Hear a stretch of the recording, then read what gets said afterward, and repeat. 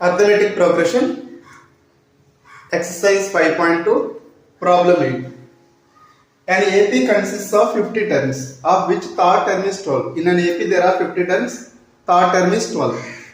And the last term is A50 equals to 106, A3 equals to 2. Find the 29th term. So A29. Now we will find the value of A29. Arithmetic consists of 50 terms. So number of terms n equals to 50. Third term is given, that means A3 is given, that is 12. A3 is 12. A3 means what? A plus 2D equals to 12. So it is 1. Next, last term. Here how many terms are there? 50 terms. So A50 equals to 106. So A50 means A plus 49D equals to 106. Say it is 2. Okay.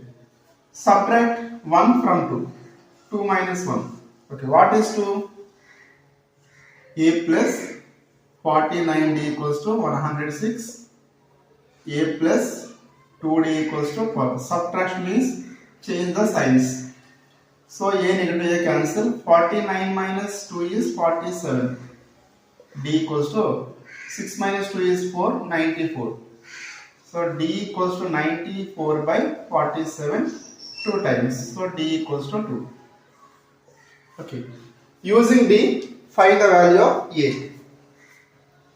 Substitute D equals to 2 in 1. What is 1? A plus 2D equals to 12. A plus 2, D value 2 equals to 12.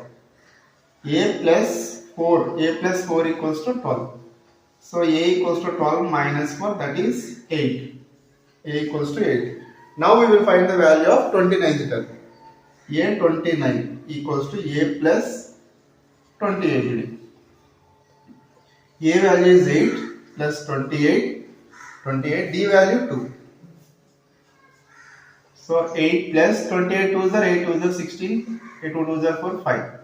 So 64. So A29 equals to 64. Therefore 29th term